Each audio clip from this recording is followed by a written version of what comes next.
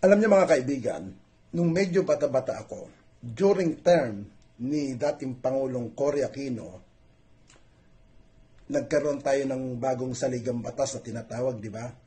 Nung panahon ni dating Pangulong Ramos, tsa-tsa ang gusto nilang mangyari. Nung panahon ni dating Pangulong Erap, tsa-tsa.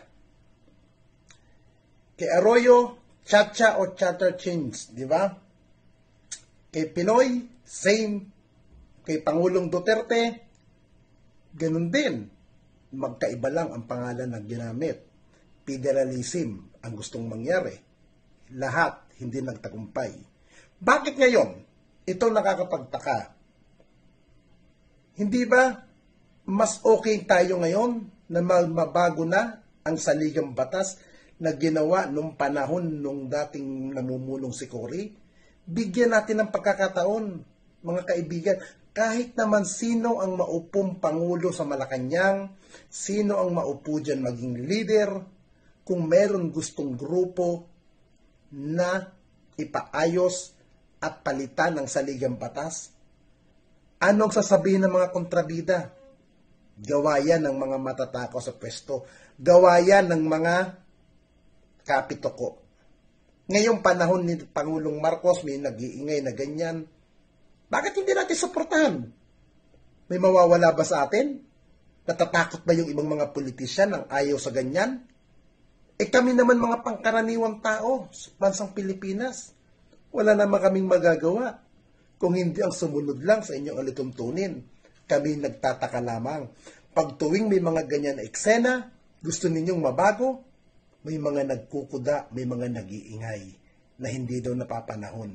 Kung hindi pa lumabas itong People's Initiative, di pa kikilos ang Senado. Natatakot ba ang Senado na kapag lumusot ang People's Initiative, mawawala na sila sa litrato?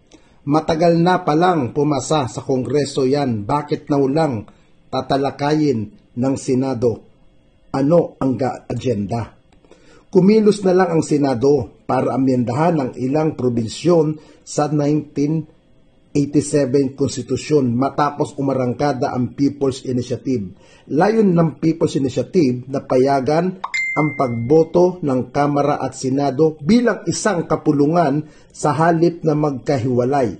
Ayon kay Attorney Alfredo Garbin, dating chairman ng House Committee on Constitutional Reform, noong 18 Congress, ilang Congress ang inakyat ng Kamara sa Senado ang charter changes para sa economic reform pero inuupuan lang ng Senado. Actually, even sa 8 Congress na pinapasa ng Kongreso yan pero no action sila.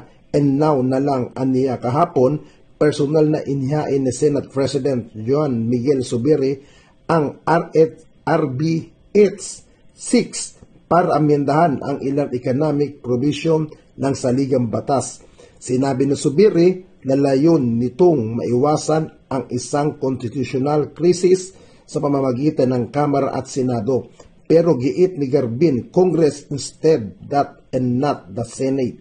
Base sa inventory of measures of the constitutional reform ng House Committee on Constitutional Amendment, lumabas na noon isang taon pa ipinasa ng House Representative ang isang resolution at panukalang batas na nagpapatawag ng Constitutional Convention para baguhin ang 1987 Konstitusyon.